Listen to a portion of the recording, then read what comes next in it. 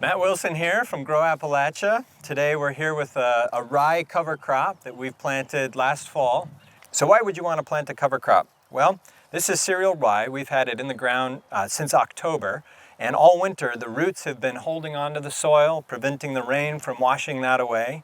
The roots are also going to be keeping the soil life alive, and when this cover crop breaks down, it's going to add to the organic matter of the soil. It also provides a habitat for wildlife, and if you have a legume in the cover crop, it's going to be fixing nitrogen. Most legumes are also nectar sources for pollinators.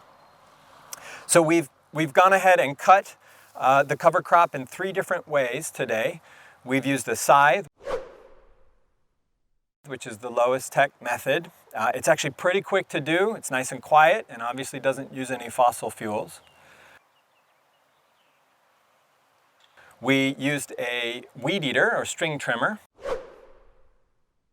It works just fine. It's going to spit things a little bit further away, so if you have crops nearby that shouldn't have residue on them, like lettuce, you're going to want to be aware of that. And the third option that we used today was a walk-behind tractor, in this case a BCS, that had a sickle bar mower on it.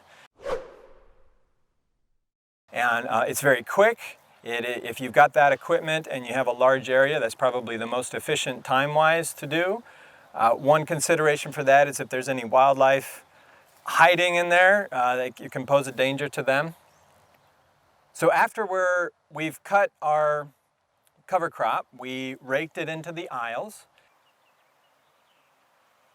We went ahead and tarped it with a silage tarp, so that that residue can continue to break down. Any of the cover crop that's still growing, it'll die in the next couple of weeks in the heat. And when we pull the cover crop off, it's going to be a nice clean seed bed. Any weed seeds that are under there will have germinated and died in the dark. And we should have a nice warmed up seed bed that we can prep then to plant our crop. So some people are concerned about what might happen to the microbes under the tarp in the soil. And most of the research has shown that that's not a problem at all. They're just fine under the soil, and they'll recolonize as soon as you take the tarp off, especially when you're using a dark silage tarp like we are. This is called Occultation. If you're using a clear tarp, which is, the term is solarization, it can impact the soil life in the first couple of inches, but again, once you take the tarp off, it recolonizes, and as far as we know, doesn't negatively impact the soil life long term. So I think it's probably a non-issue, and the benefits of using tarps, I think, far outweigh any detrimental effects. Thanks for watching. Make sure that you check out the other videos in this weed control series, especially the intro video called To Weed or Not to Weed, to get an idea of how you can put together a weed control strategy for your farm.